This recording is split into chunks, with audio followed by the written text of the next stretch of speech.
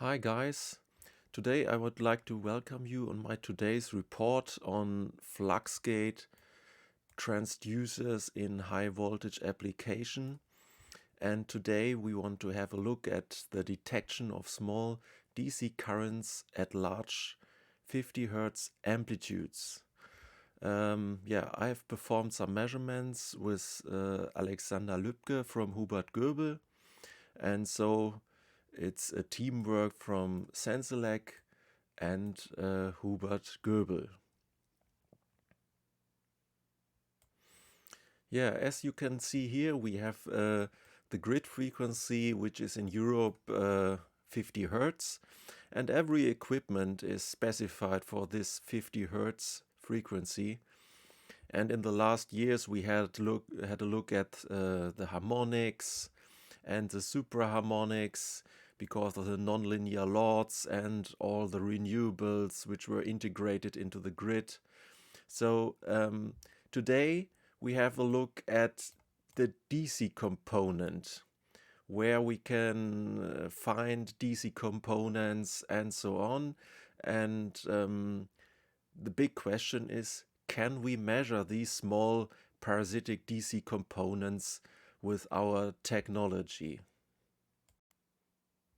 The first source of a small DC component is coming from the GICs, from the geomagnetically induced currents from the sun to the power grid, and around 120 kilometers above us there can be an electric jet of around 1 million amps, and here you can see the dimensions of those electrojets.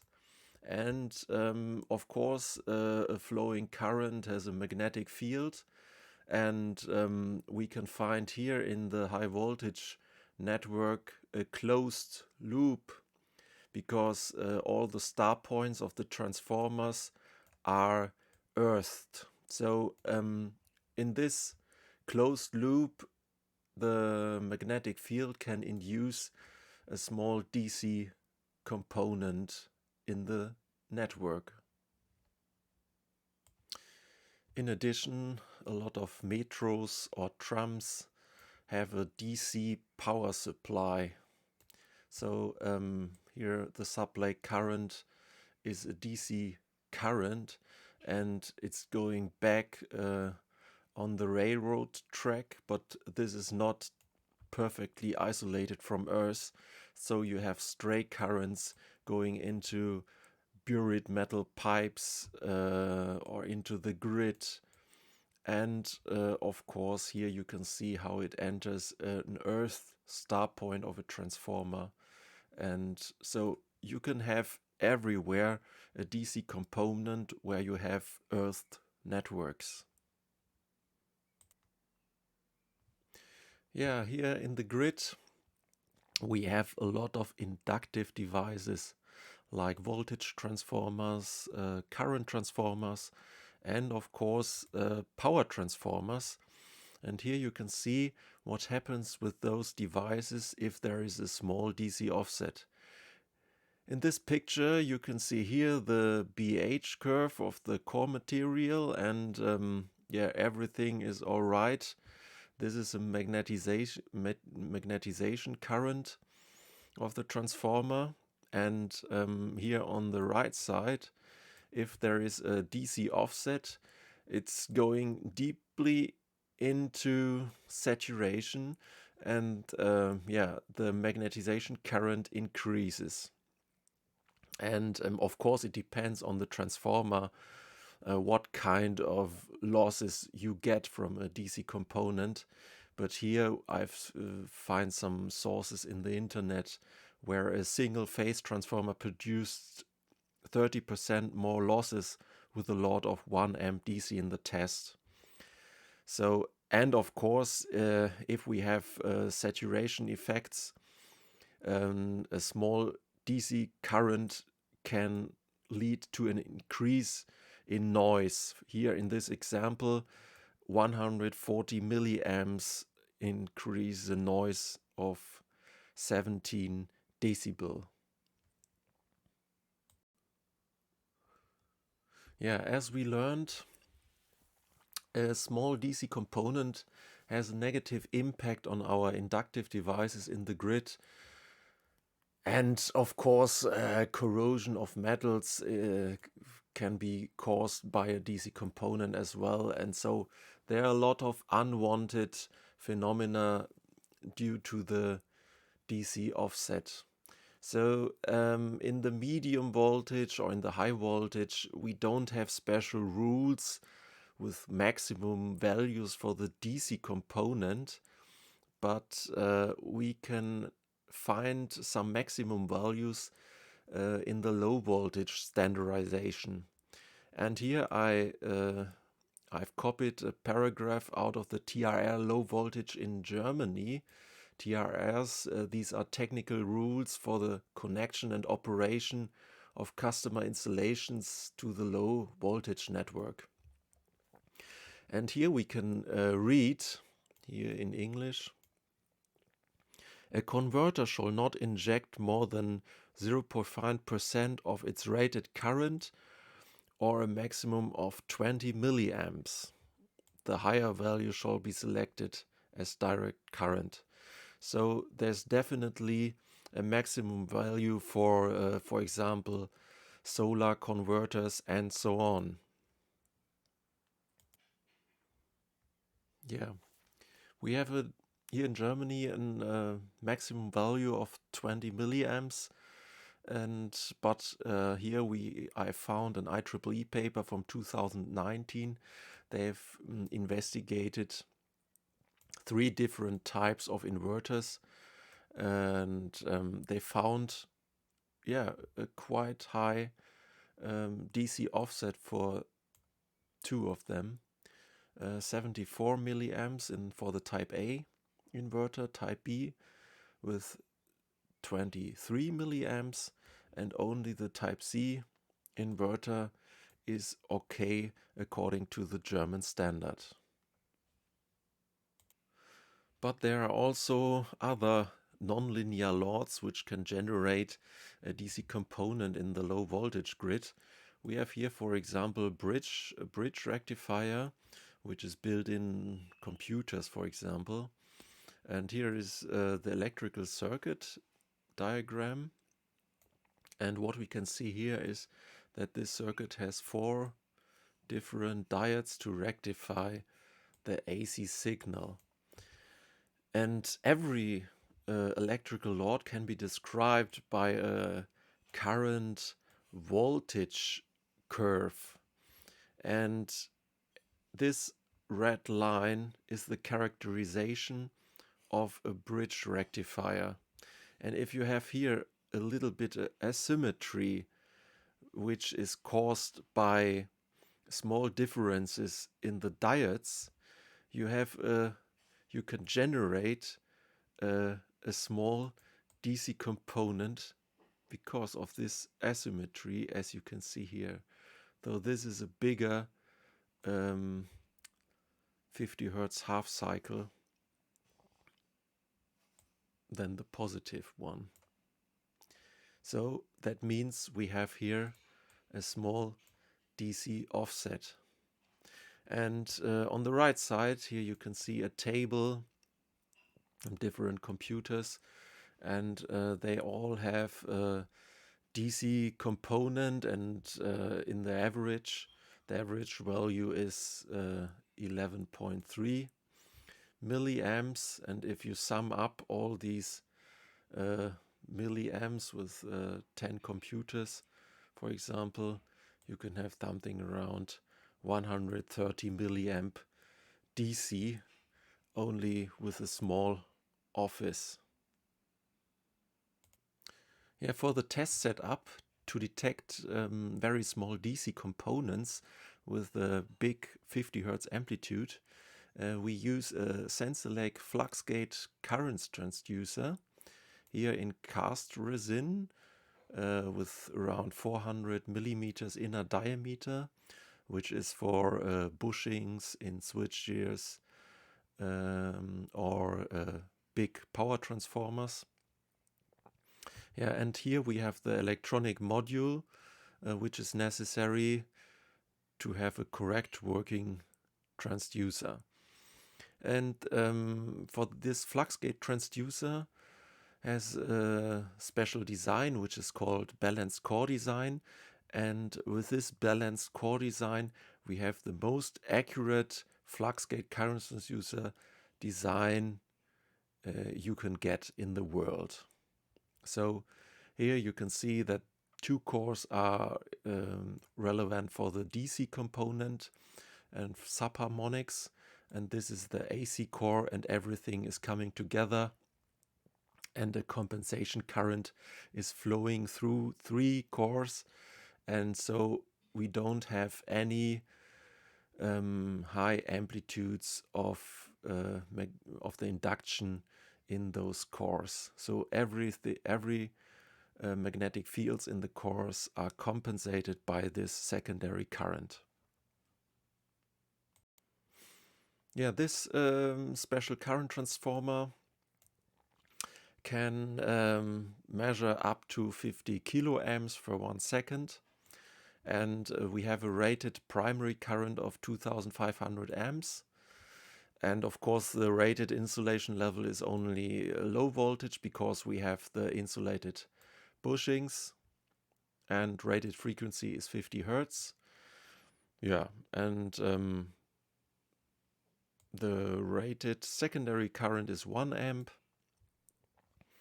And now we have a look at the accuracy, and here we have the amplitude error. Here the green line is very accurate, and here the classes, the IEC classes according to the IEC 61869-2. This is the highest class you can get, 0.1, and this is our Fluxgate transducer. And here for the phase displacement we have a very high accuracy as well. So everything is okay. We have a very nice sensor for testing. Yeah, here you can see our test setup. We are generating here 800 amps RMS at 50 Hertz. And we have here the DC component. We start with a small DC component, and afterwards we generate a 1 Hertz signal. So we have also a simulation for GIC currents, which have a frequency between DC and 1 Hertz. So we will test both DC and 1 Hertz of the small signal. And as a reference, we have here a high precision shunt in this circuit, and in the measurement device detects our Fluxgate transducer and the shunt of the small DC circuit. Here you can see what kind of voltage levels we have at the input channels. For the device under test, we have 0.32 volt at 800 amps 50 Hertz, and we have only 0.00004 volt at 0.1 amp DC.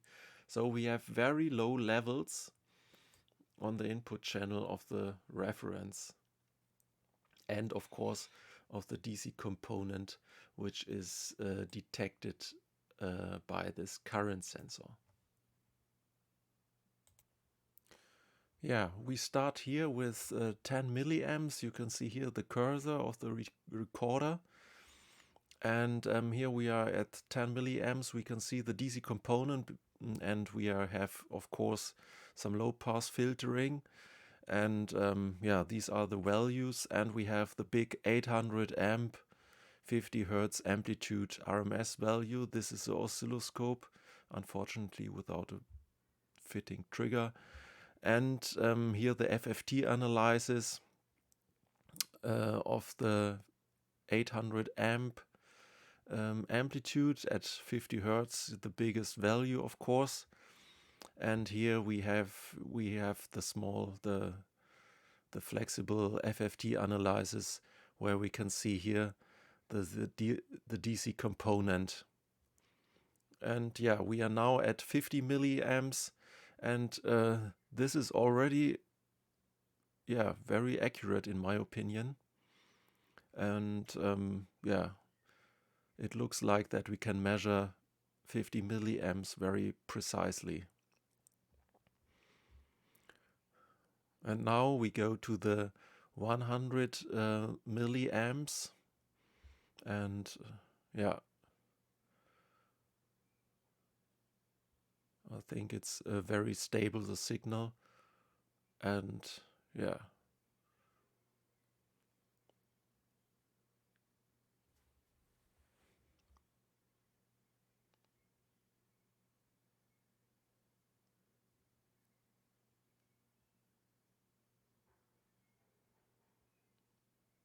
now we come to 1 amp.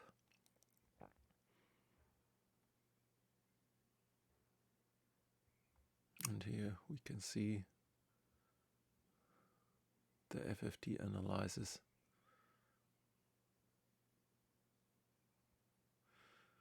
So as a result, we can say that we can measure very small DC components even with a very big inner diameter and a big 50 Hertz amplitude. No problem.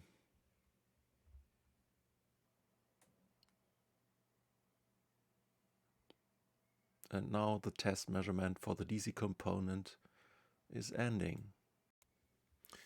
Yeah, here we have started now the measurement with a 1 Hertz component, and we are here at 10 milliamps, and we can see here that we have something like an offset of 20 milliamps, and we have here the 50 Hertz amplitude of 800 amps. And yeah, here we have the FFT analysis that we can. Here we have 0, here have we 1 Hertz. So we have a big DC offset here in this measurement.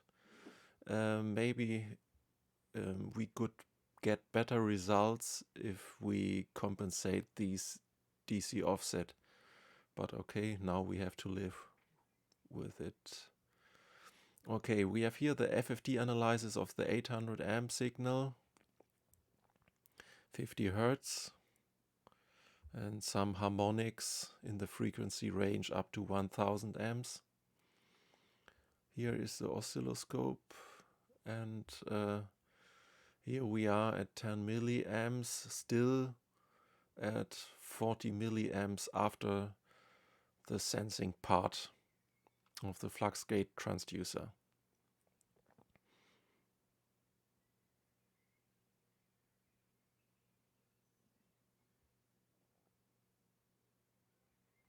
As you can see here, it's very small, but these are RMS values. And we now switch to 50 milliamps in a few seconds.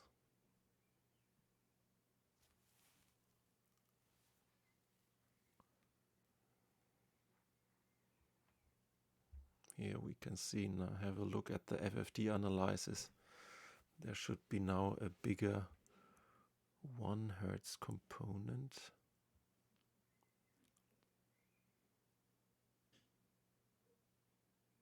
Yes. It took some time, but we now see the big 1 Hertz component here, and we still have a DC offset in this measurement.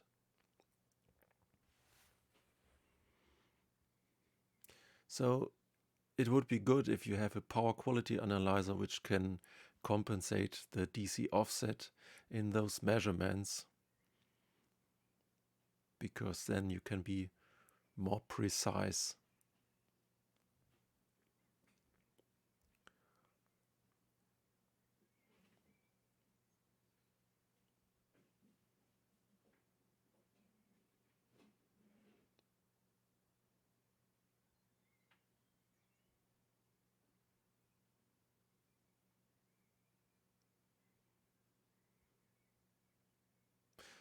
But I would say we are here in the 50 milliamp range.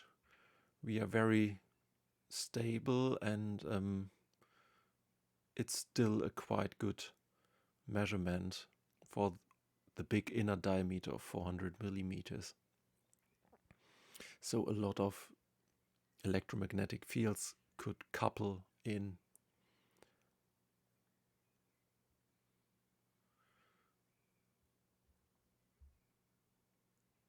So now we reach the 100 milliamp in a few seconds.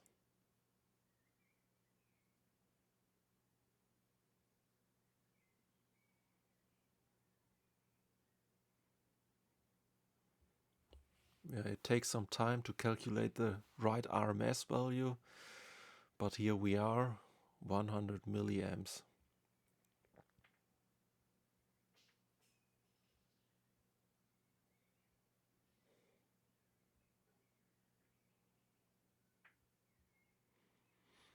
So yeah, still good measurement with the 1 Hertz component. It is recommended to have a DC compensation tool in your power quality analyzer. So thank you for your attention and see you soon.